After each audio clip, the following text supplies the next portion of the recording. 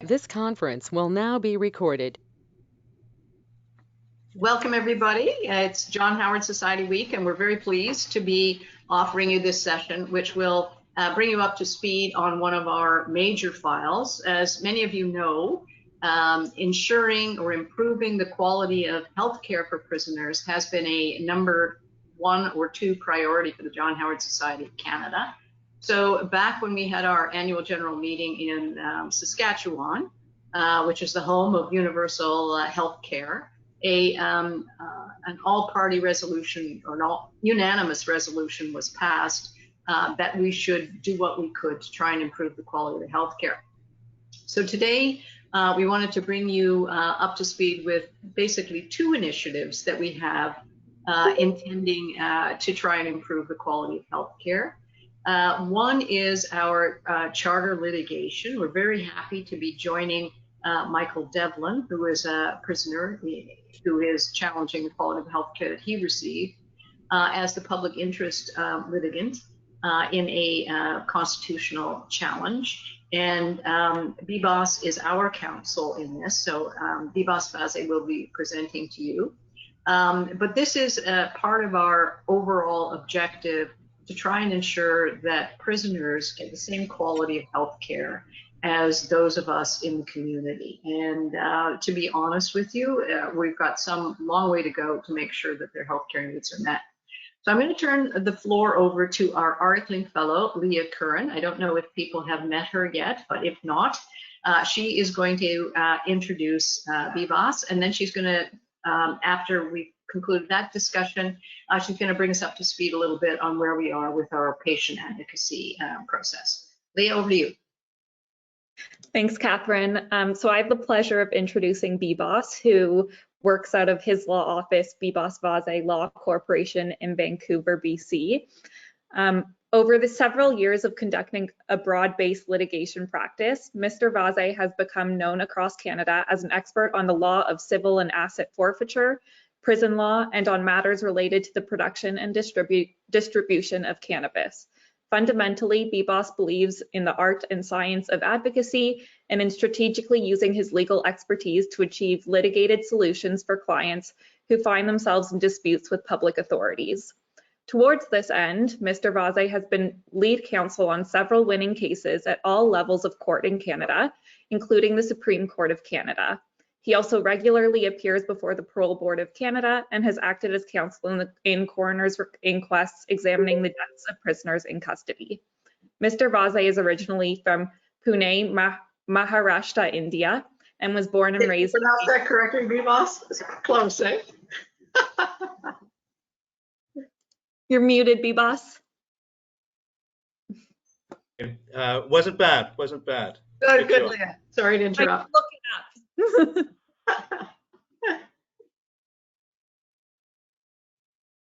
Are you sorry, Leah? I interrupted you. Have you finished the introduction? You're all set, Bibas. Go ahead. Bibas, thank you so much for taking us on. We really appreciate your help.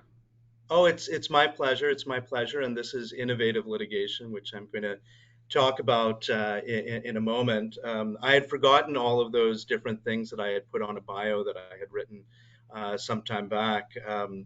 But I think most of them still apply. The pronunciation is Pune, Maharashtra, but you did pretty good, Leah. Even in India, people have trouble sometimes pronouncing it, so that worked very well. Now, just let me know if there's any problems with the connection here, but you can hear me okay and see me okay? Yes, we can. Okay, great. Okay, so what I'd like to do is basically talk a little bit more in broad strokes about what this litigation is about, so that everybody can understand exactly what we're doing going ahead here. And I consider myself quite honored and privileged to have this opportunity to act as counsel for John Howard, as this is important litigation and innovative litigation. And again, also honored and privileged that Lisa Terrell, who is counsel to Michael Devlin, effectively brought me into this litigation. She's here. I'm sorry? Lisa, Lisa's just, Lisa's just arrived.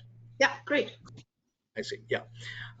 So I'd like to give everybody an idea of how this litigation is effectively proceeding, because it's a little bit different from what we would expect to see in a constitutional challenge to how healthcare is provided to federal prisoners. And I say it's a little bit different because a lot of this emanates from, I mean, all of us who are here, we've sort of been involved at some point with prisoner advocacy and recognizing the problems that federal prisoners in particular have with respect to receiving appropriate health care. And the way in which we're approaching this in the litigation is necessary and innovative, but like I said, it's a little bit different from how we would expect it to go. Because effectively, what we're doing is we are challenging the Canada Health Act, and we're saying that fundamentally, the systemic problems that impact the delivery of healthcare to prisoners, which results in a substandard level of healthcare for them, that is for federal prisoners, and therefore in violation of sections 7, 12, and 15 of the Charter, fundamentally emanate from the provisions of the Canada Health Act, which is federal legislation. And I start with that because, like I said, that perhaps is what, I mean, if I was sitting here as somebody not involved in the litigation, and I was waiting to hear a little bit about what the constitutional challenge would be, I would probably be expecting it to be a little bit different in terms of either challenging specific sections of the CCRA, which are being challenged, but also just essentially working on the culture of how healthcare is provided.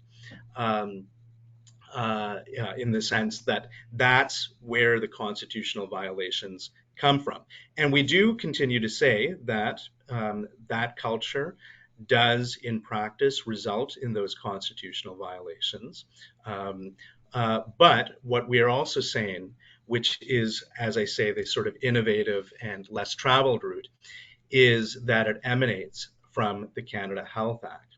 Now, where it starts emanating from the Canada Health Act is in the definition section of the Canada Health Act, which excludes federal prisoners as insured persons for the purposes of the Canada Health Act. That means that federal prisoners no longer are insured under provincial healthcare schemes. Now, the most basic way in which you could see this, of course, would be simply this. If a prisoner even has to go to outside hospital or has to have a specialist visit them at the prison, for example, that will not be paid for under the provincial health insurance scheme. It will have to be paid for by whatever provision the federal government has decided. And in this case, that would be from some part of the CSC budget. Now, I'll come back to that, but that's fundamentally what happens here. And that's where effectively the substandard or second tier and effectively charter violating quality of healthcare that is provided to federal prisoners ultimately comes from. Because what we are effectively saying is that if they were insured persons and therefore had complete openness, if we could put it that way, to provincial health insurance schemes, that would fundamentally alter in a major way how healthcare is provided to federal prisoners. I mean, look, at the end of the day, we're always going to face this problem where federal prisoners are subject to the whims of the jail because the jails have custody of these prisoners, right? There's always going to be having to deal with them in some way or another with respect to their health care. However, if they become insured persons and therefore have full access to the provincial insurance schemes, that's a completely other level of interference which is taken away. So there's this interference between CSC and the provision of healthcare to federal prisoners, and that interference gets taken away. Now, first of all, I just want to make sure again, everybody can hear me, see me? Hello? Yes, I can. Okay, thank you. Okay, so coming back to this, so what we ultimately had been talking about is, so all of us, as I say as prisoner advocates in the area of healthcare, are effectively, sorry, excuse me 1 second, sorry.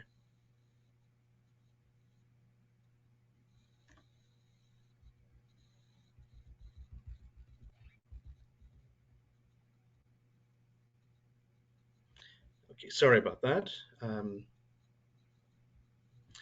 Okay, so what we were talking about, uh, again, emanating from the culture, for any of us who have done prisoner advocacy work at any time, is that we know that there's always problems in the impediment of healthcare, both in terms of the quality of healthcare that's provided, but just various things that keep prisoners from being able to get their healthcare. It could be, a GP at the institution who's not doing things properly. It could be a psychiatrist at the institution who's not doing things properly. But then it also further goes to the actual healthcare services. So, for example, nursing stations, guards who don't allow medication to be provided to prisoners, all of those sort of things. Now, again, before we started here, what I would have often thought about is that this is very much an individual thing, that this emanates from just the fact of the culture of prisons, that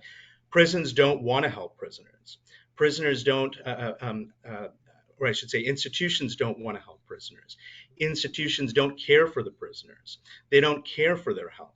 And so all these little things that they can do to impede or simply just not care are things that are going to come up. And so the approach that we would have thought would have been, well, okay, we have to just essentially challenge the constitutionality just by itself of how healthcare is being provided in individual circumstances, whether it be civil claims, otherwise. But once we started to look into the Canada Health Act, we realized that there's a more fundamental reason and a systemic reason as to why we effectively get into that situation. It's not just the culture. The culture and the practice are going to come up as we go on, but it actually stems from the Canada Health Act itself, which makes prisoners uninsured persons. And as I say, this is quite innovative. I certainly would have not thought about the Canada Health Act earlier, and I've had many instances over the years of clients with all sorts of problems such as dialysis, medication, everything like that, where I've had to advocate on my client's behalf to make sure that they provide proper health care.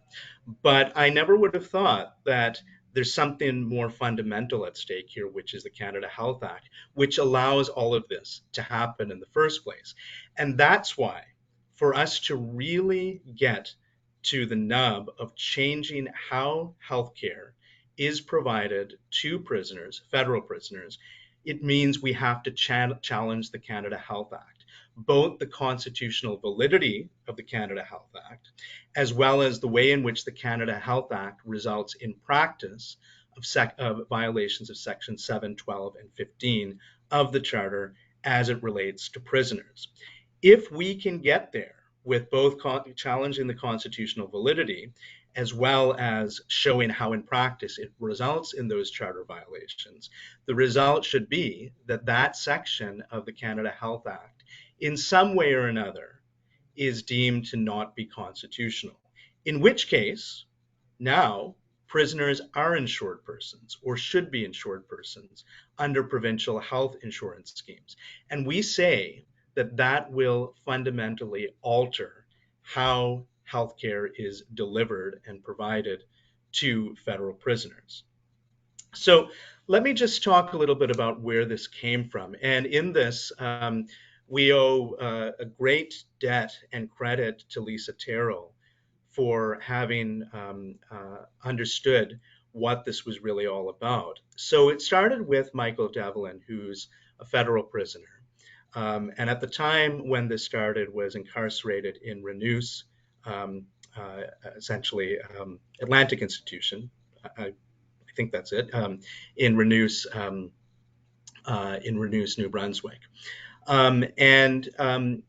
Mr. Devlin was having problems with his particular GP that was provided to him by the institution. In particular, he was receiving medication, Suboxone, for lower back pain.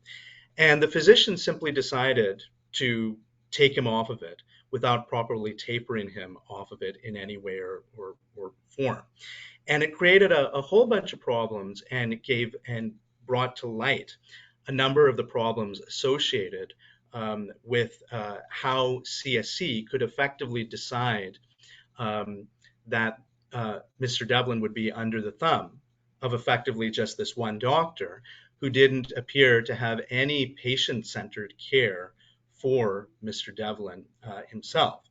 And it further gave rise to one other issue which comes up, which is the question of whether or not a physician employed by CSC would in fact be subject to oversight by a provincial college.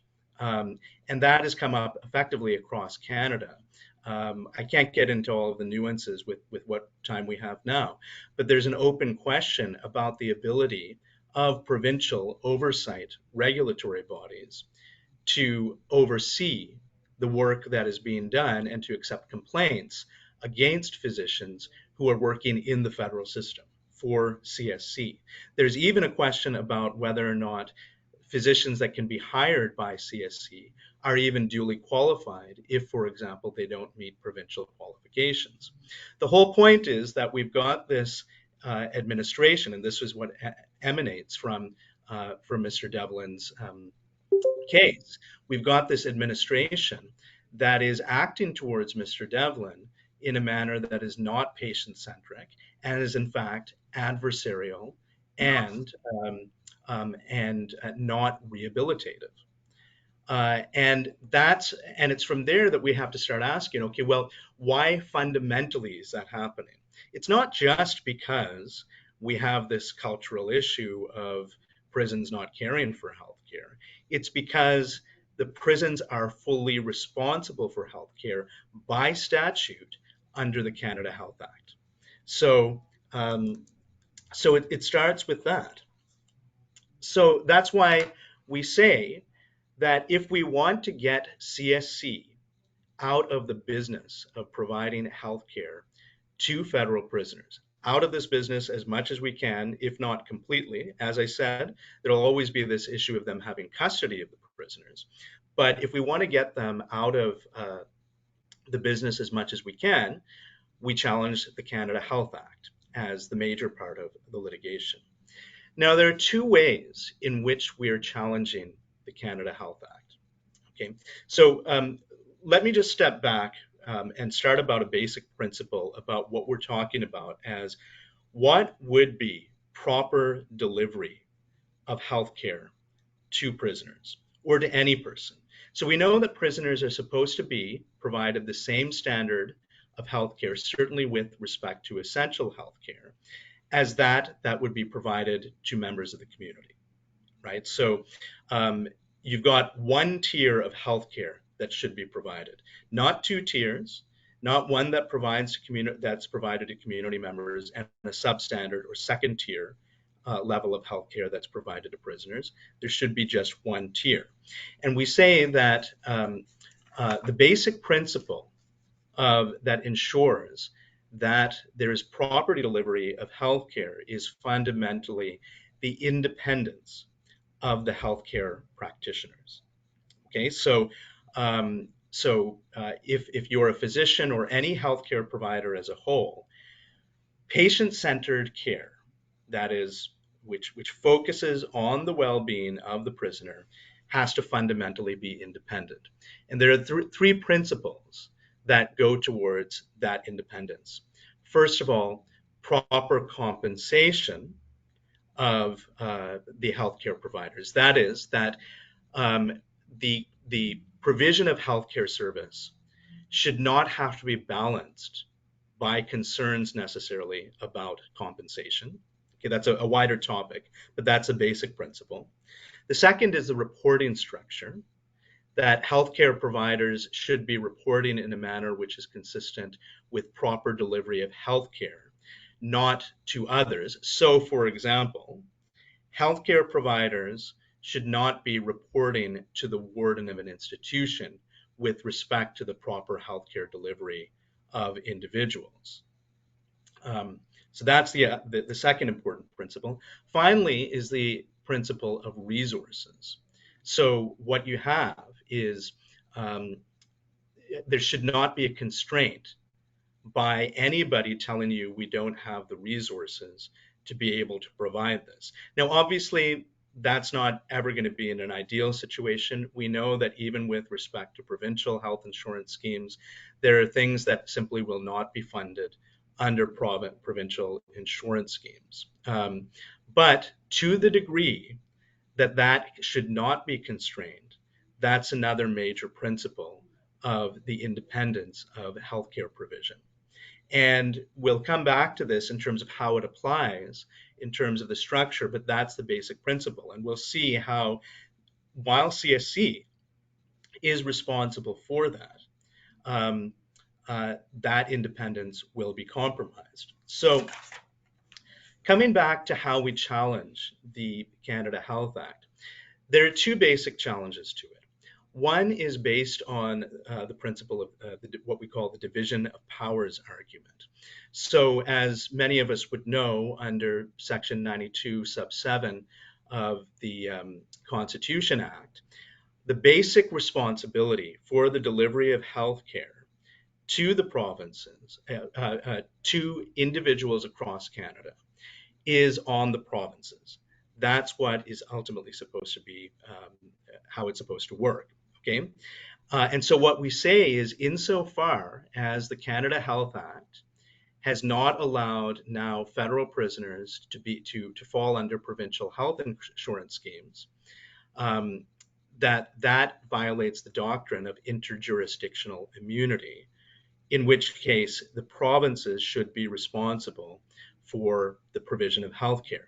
Now, people often view the interjurisdictional immunity argument as a technical one, that, you know, plaintiffs want to get what they want in terms of having legislation effectively deemed unconstitutional, and so they come back to this interjurisdictional aspect. But it's actually based in the evidence that will emanate from this case, which is fundamentally that there was a reason why we decided, or why, and you know, this sounds almost like when they're talking about U.S. constitutional law, but why the framers of this particular provision in the Constitution Act would have said that the responsibility is on the provinces. And that is because ultimately healthcare delivery is a local concern, right? You can't have somebody delivering healthcare in distant Ottawa when ultimately healthcare is local in that respect. And we will see the evidence that is part of this as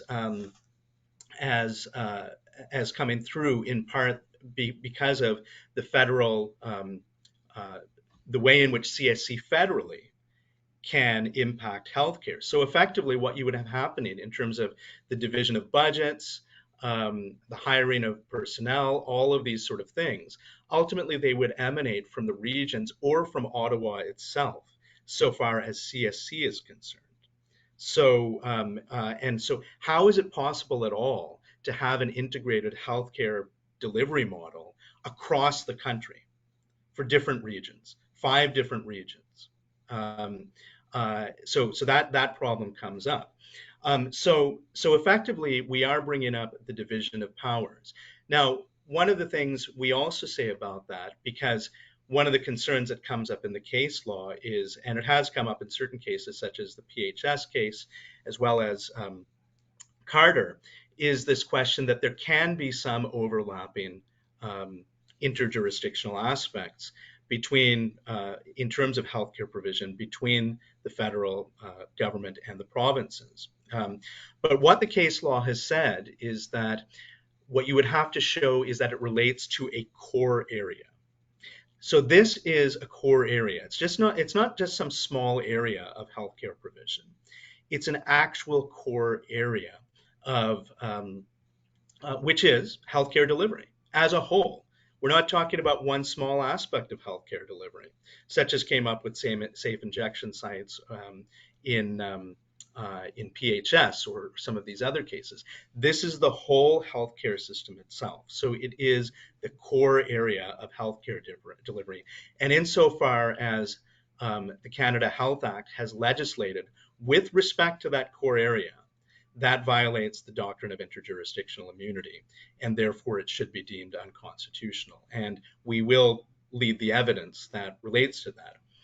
But the second part, which is what we've worked on and where there will be evidentiary overlap, has to do with the charter claims. So this is effectively that prisoners' rights are violated under sections 7, right to life, liberty, and security of the person, and the right not to be deprived thereof, except in accordance with principles of fundamental justice.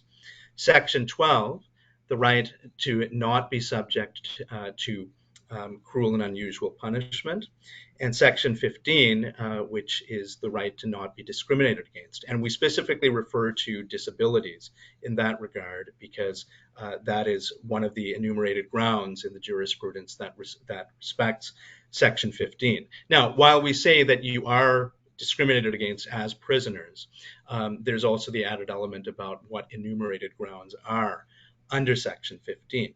So what we say, and this is where the evidence will come out, is that all these sections of the Charter are violated.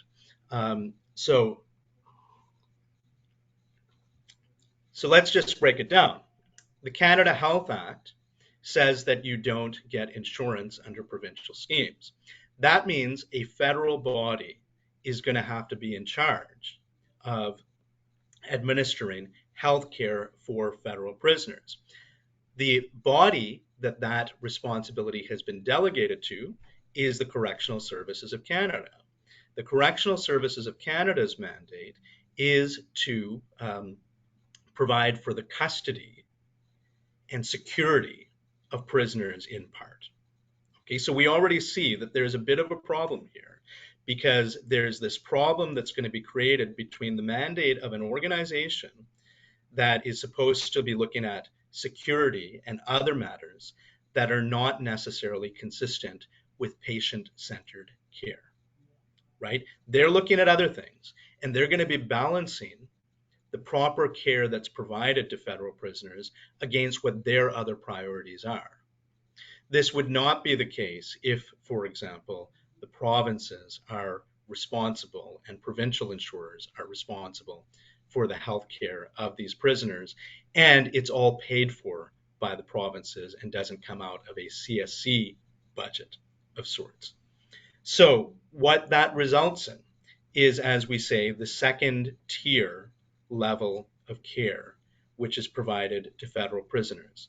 This violates Section 7 of the Charter in that it can, in fact, violate the right to life because it could result in the loss of life as a result of poor or non-health care for prisoners. It certainly violates the security of the person when they do not have the proper standard of care that could be provided should they have been in the community. And when we go to Section 12, it does result in greater punishment and in cases, in fact, cruel punishment that is not a part of the sentence that federal prisoners have been given by the courts. And then Section 15, again, is that they are being discriminated against in a way, just by virtue of the Canada Health Act, to be treated differently than other classes of Canadians. Okay, so how does this all come out in terms of being proved, not just in theory, but also in terms of actual practice? So as I was saying, it wasn't that I was trying to downplay the cultural components of it, but the cultural components are linked to what emanates fundamentally from the Canada Health Act. So let's go back to the notion of patient-centered independent healthcare. As I talked about earlier, we have the notion of compensation, the notion of the reporting structure, and the notion of limitations on resources. Okay, so I mean, we could come back to the central question. Well, how is this all different from local healthcare practitioners, for example? Because we know that our clients, in certain circumstances, will get sent out to local specialists, for example. So if there is a cancer diagnosis or if there is a referral made, they will be sent out to a local practitioner, or in some cases, local practitioners will come to the institution to visit. Can I just ask, how am I doing for time? You're doing fine, Bibas. You're Okay. great. Yeah. Okay. I'm just going to keep going, but let me know if we've got any limitations that way. Okay. Okay. So let's just start then with, okay, so how is this different? So okay, let's think about a budget. Okay, so what we understand is that healthcare budgets are provided through CSC, right? So there's different nuances to how that works, and I won't get into that right now. But effectively, there are healthcare budgets within CSC itself. Okay, so that automatically creates a finiteness in terms of resource provisions, in the sense that anybody who's thinking about whether or not a certain form of healthcare is going to be provided is going to have to think about their budget. Okay, so let's just take this as an example. You've got a general practitioner who may be employed by the institution. Okay, that general practitioner is going to be paid by CSC effectively. Okay, not through a provincial health insurance scheme. So let's say, for example, if you had a general practitioner who just came to the institution a number of days a week and billed as fee for service, then that practitioner isn't worried about getting compensated or necessarily worried about keeping a contract. Now, that's not to say that it's worked perfectly in the provincial institutions in that respect, but at least there's another level that gets taken away there. Okay. Now, so that GP is both thinking about whether they have the contract or not, but the GP is also potentially thinking about healthcare provision in terms of the healthcare budget. Because if you're going to send them out to an outside oncologist, for example, it's not going to be reimbursed under the provincial health insurance scheme. It's going to be somebody, it's going to come out of the CSC healthcare budget or whatever budget has ultimately come from. Okay. There's also then the reporting structure, because the person that's often being reported to is the the warden of the institution or some other regional director, right? So you have a physician, perhaps the GP, who's reporting to the wardens, or wardens are otherwise making decisions based on that reporting structure. So let's look at one of the problems here, is that if you've got somebody who's going in for like pain, which could be cancerous or something like that, right? And Catherine and I have talked about this on a number of occasions, of people who say, well, why don't you take some Tylenol or whatever and go back to your cell and wait it out. And then by the time they finally do see an outside doctor, they've got stage 4 cancer. Okay. Now, if you were in the community, or in fact, if you were in a provincial institution, there'd be no effective funding constraint on you having to go to an outside physician, right? CSC, for example, if people were insured persons, would have to obviously be responsible for sending the person out, but the money that's used to pay doesn't come out of this restricted healthcare budget that CSC has in that whole regard.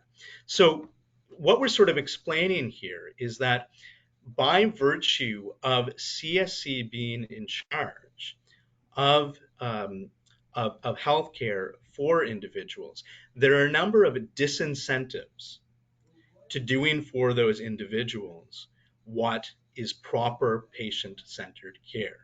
Disincentives of budget, disincentives of contract, disincentives in numerous forms. Disincentives of just not liking the guy and not wanting to send him on an ETA, for example.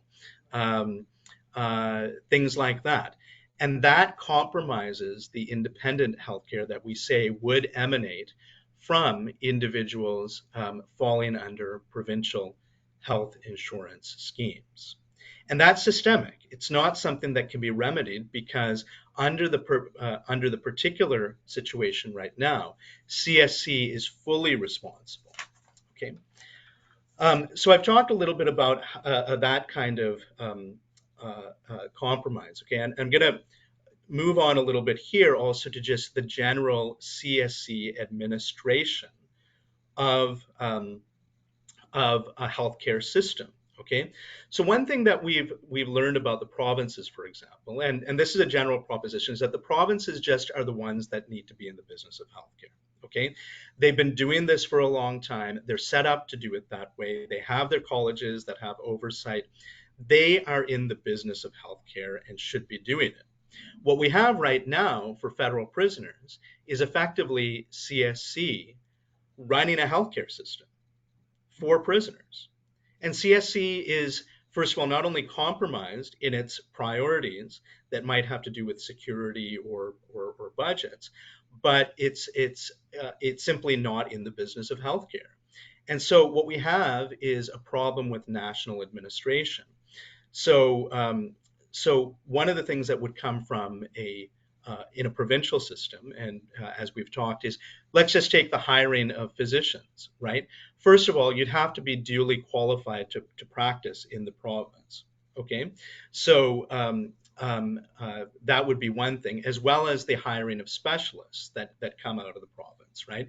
So hospitals, for example, will have large hiring committees, making sure that only qualified people ultimately get hired to be part of to be providing health services, both in terms of specialization and in terms of general health services. Okay, what we have in terms of national administration is no guarantee that those standards are going to be adhered to. So, for example, there's both the awarding of contracts to family practitioners who work within the institutions, but there's also the general provision as a whole of healthcare, including with respect to pharmaceuticals.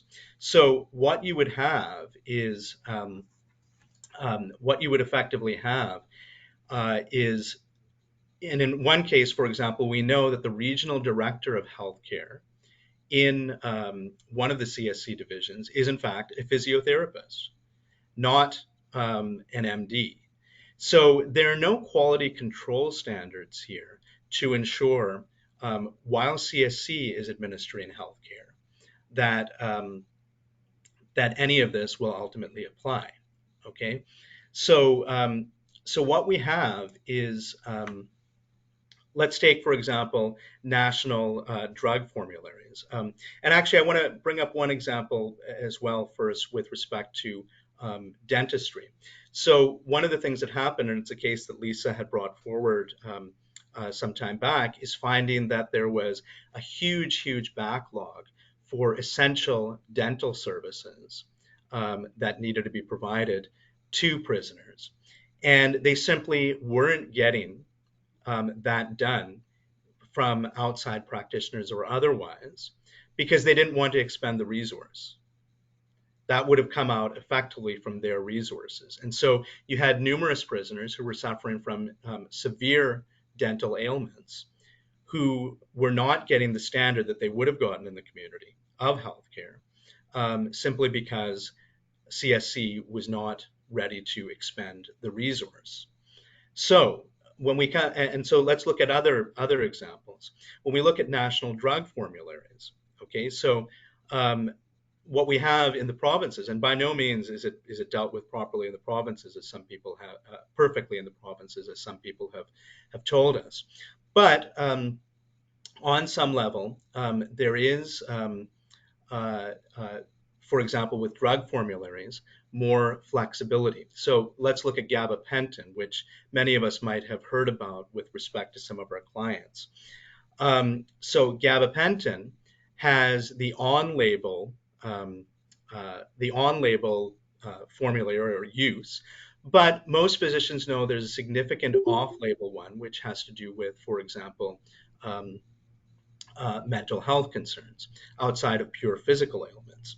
And so what happened is, under the national directive, even against some of the advice of the local GPs, the CSC decided to just stop gabapentin altogether.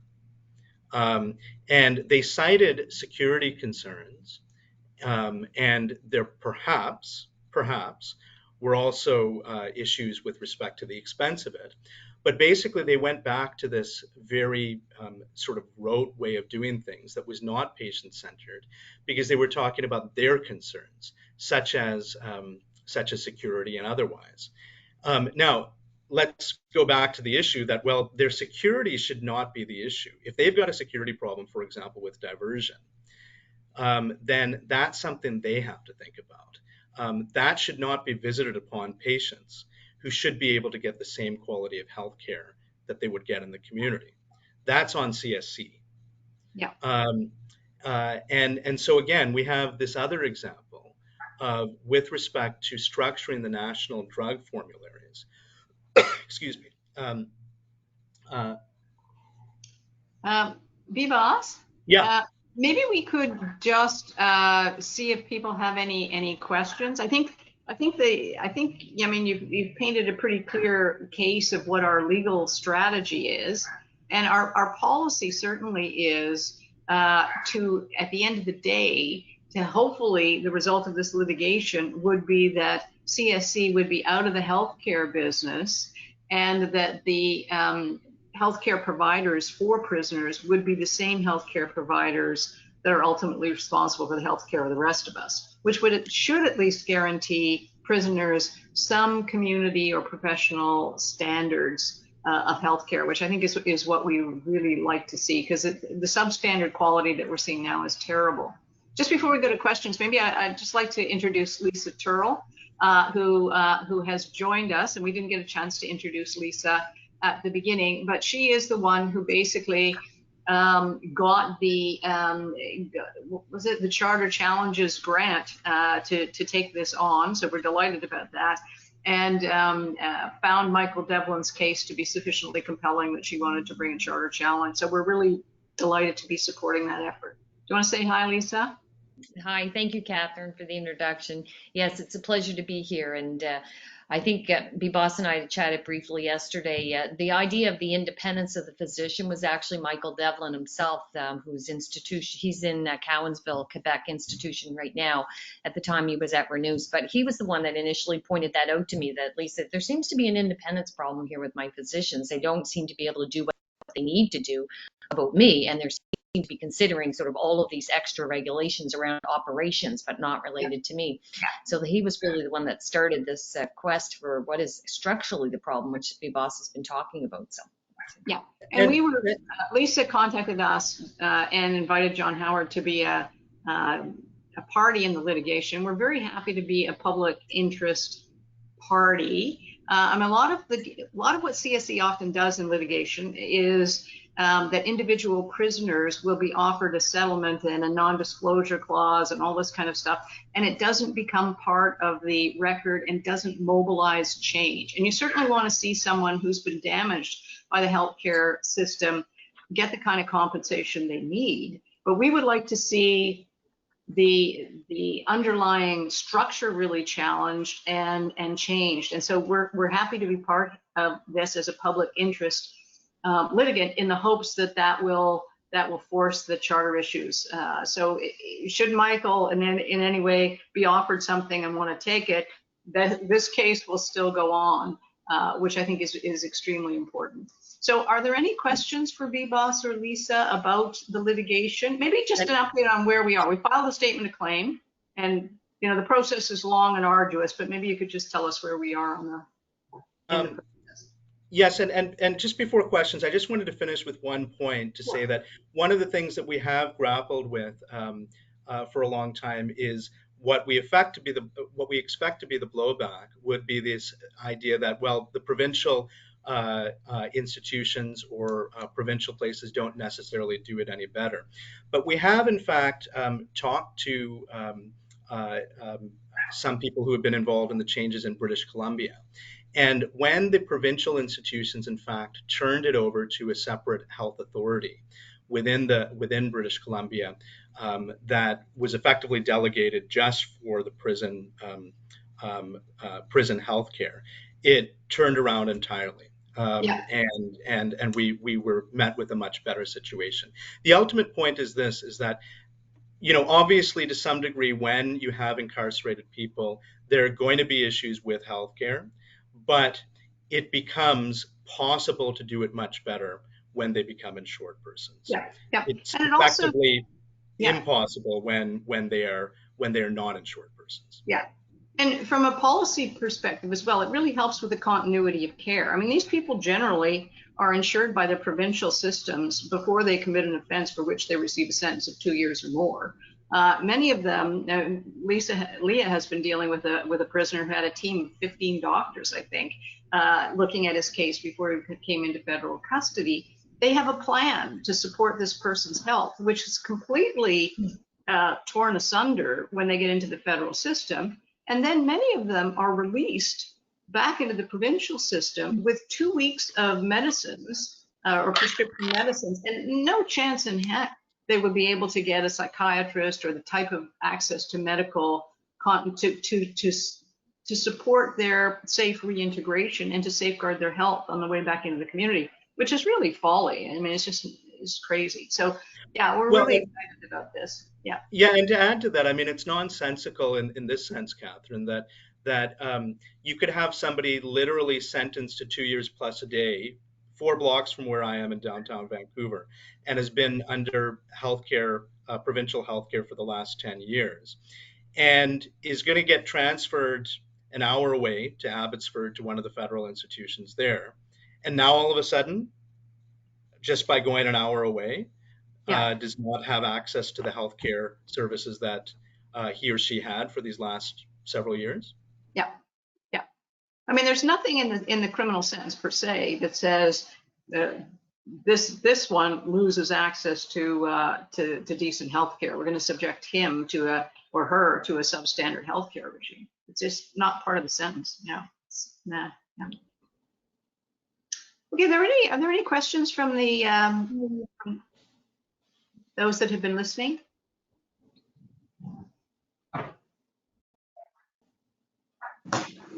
I saw something from Mr. Hanson. Yeah. So the question is, are there any articles or papers that are covering this issue on the Charter Challenge in regards to healthcare in our federal prisons that you could refer us to?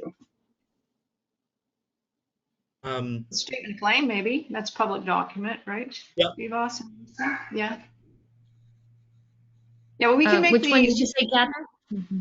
I was saying the statement of claim, the revised statement of claim kind of sets out our claim to know that, yeah. So the question was what studies is that the question? What articles? I would say Dr. John Bradford has a 2017 report he wrote on the healthcare, the regional treatment centers. So that would be sort of the equivalent of the psychiatric hospitals across the country. So he sort of highlights how under-resourced the psychiatric part of the CSC was at that time, and says in that report, interestingly enough, that I think if we took closer scrutiny of this, it probably is a charter challenge waiting to happen, which of course we then took them up on that. But I think that's a good article. The other article I would recommend, just to get a sense or a feel of the the dimensions of a healthcare system, like what BBOS has been talking about, like what are the components of a healthcare system and a modern one. I would say Dr. Turnbull out of Ontario has an excellent 20-page report. I think it's dated around 2018, and it was engaged, he was engaged, his team, it was actually, he sat on a committee by Ontario Corrections to sort of, and it was just a general overview. It wasn't just psychiatric, it was a general overview of healthcare and how, you know, what the concerns were around that. So that's a very helpful document as well on that, you know, even though it's provincial. Bboss, did you have any other you were thinking of? Or? No, I mean, I think if the question was specifically on charter challenges, I don't believe there's a lot of academic literature out there. There has been some, though, generally about the constitutionality, but with respect to different divisions. But with respect specifically to the charter challenge, none are coming to mind right now. But I think Catherine's right. We've laid it out quite well in the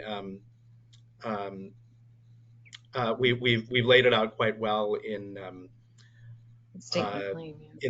in the amended statement of claim. Yeah, I mean, there's the constitutionality of sort of, is this a provincial domain or a federal domain? That constitutionality, what Bboss called the interjurisdictional argument, we just couldn't really see any case law that's actually dealt with that very fundamental division of powers in Canada under our constitution, which is odd because it's been hundreds of years that this has been set up that way. So, there is actually, isn't William Leahy, Bboss, one of the articles that you had sent me on the on healthcare? So he's at the law school, as I recall. William Leahy. There was an article there. Okay, yeah, that's more, I believe. Leah might know a bit more on this as well. Leah has been doing a lot of research. Not a lot on this. Any contribution to make there? I mean, I can send around some of the articles. There's one particular article that I remember had sort of struck the interjurisdictional immunity idea. It sparked the idea because it talked about the origins of the Canada Health Act and how it had been sort of classified as being federal legislation when it had been created, but sort of as we got into how it's actually applied and how how CSC, a federal institution, is delivering healthcare, that sort of encroaches on the provincial territory over healthcare delivery. That's great. Okay, people might be interested in knowing the other element that we're working on in terms of trying to improve the healthcare of federal prisoners, and that is our efforts to provide patient advocates for certain prisoners. And I'll just ask Leah to comment on that if she would mind. Yeah, for sure. So the amendments to the Corrections and Conditional Release Act was sort of an implicit recognition of the failures of CSC to provide appropriate and the same standard of healthcare as the rest of the community receives. So it allowed for what are called patient advocacy services. And as it currently stands, any individual is able to act as a patient advocate for any federally incarcerated person. And as such, we've done that for quite a few individuals throughout Canada. So in doing so, this often involves getting on the phone with individuals and discussing their health concerns, and then drafting letters to the institution whereby we request specific medical interventions.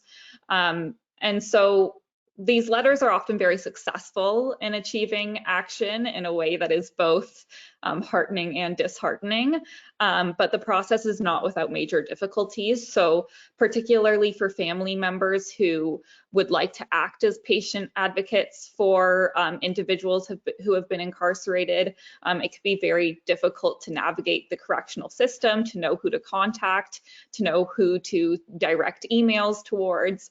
It can be difficult to get a hold of even the family members that they have inside of institutions. Particularly, we've seen within the context of COVID-19 that there has been a lot of lockdowns, a lot of difficulty in accessing institutional phones in order to contact people on the outside about some of the very severe and significant healthcare issues that they are experiencing.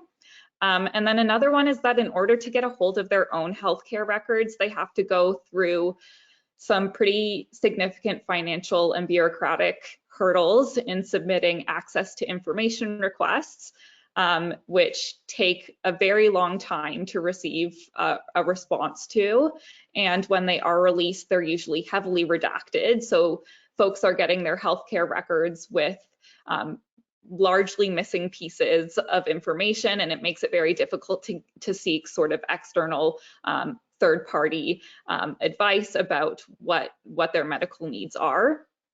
And we're also not trained medical practitioners, so we sometimes have trouble understanding sort of the technical and scientific nuances of a particular prisoner's health concerns. So as such, we've developed this partnership with some Queen's medical students who are particularly interested in prison health and who wanted to act as patient advocates. So we have just started passing off some of our prisoners who contact us about their healthcare concerns to these Queen's medical students, who then are able to provide medical advice and write letters on their behalf. So for example, I recently spoke with a prisoner who is a type 1 diabetic and was testing insulin levels of over 25, which to me, I had no context of what that meant or if that was bad. And so these Queen's medical students were able to identify that, you know, most individuals are supposed to have an insulin level of under 11, and that the fact that he's not receiving insulin when his levels are at 25 puts him at life-threatening danger. So having that medical expertise has really allowed us to open up a new part of our advocacy and have the ability to truly address the medical concerns that are facing prisoners. The other issue that BBOS briefly touched on in his presentation is that the jurisdictional issues that occur in terms of having provincial oversight bodies trying to oversee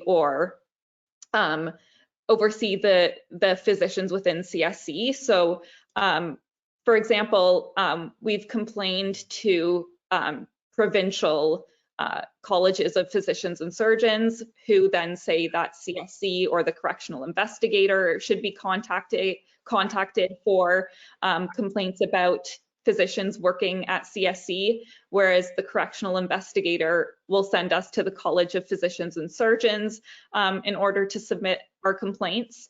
And then when we go back to the College of Physicians and Surgeons, they agree to take on these complaints. They often have a hard time accessing documents, cooperation from CSC in order to get the things that they need in order to actually hold these physicians accountable. So the oversight or redress and lack thereof for prisoners really contributes to this substandard healthcare, but we're hoping with our patient advocacy services and certainly with our partnership with some medical students, and hopefully it will grow to medical students throughout the country, that's the hope, we can sort of start to address and chip away at some of these issues. Yeah, I really do think that, as one of my deputy ministers said, sunlight is the best detergent, right? If people know that there are problems, CSC moves pretty quickly to try and solve them. But it certainly is a very challenging area. And I just want to say we're so grateful to BBOS and Lisa for the litigation that we hope will make a significant difference in the lives of prisoners. I think it's really important litigation, and it's great to be working with you. Thank you so much for your presentation, BBOS. It was great. Really appreciate it. Well, thank you for that. Thank you for that, Catherine. I just want to add one thing to what you just said about how CSC goes through the process of trying to repair things. that's fundamentally what we're trying to do here, is that a Band-Aid solution that CSC often comes up with is not going to be enough, because their very provision of healthcare is itself broken. It has to be offloaded onto the provinces. That's the only real fix. So these Band-Aid solutions that they often do come up with and say, okay, well, we're going to put in this formulary, or we're going to change that thing. We're going to have some As long as patient they're advocates. responsible, it's not going to get better. Yeah, I agree. Absolutely.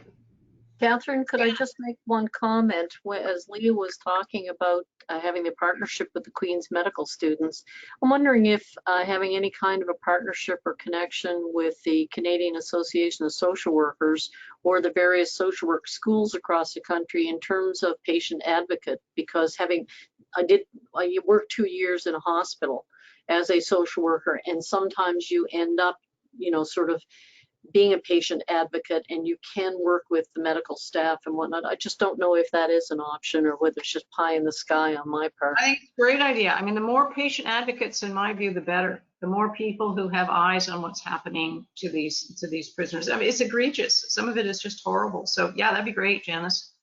I think I know. Well, I'll talk to you about the College of how to get in touch with the social work group. Yeah, I know the Queen's medical students are also engaging sort of all of the faculties at Queen's who are involved in healthcare delivery to try and get sort of more partnerships and more people involved. So hopefully that'll include a broader array of professionals. Yeah, that'd be great. That'd be great. Okay, well, I want to thank everybody for tuning in. We're really pleased that you've joined us for this John Howard Society event week, this week. And a special thanks to Bibas and Lisa for their presentation. And should you have any questions about the litigation, please don't hesitate to contact me and we'll try and figure it out. Okay, thanks again. Have a good day, everybody. Thank you. Bye now. Thank you.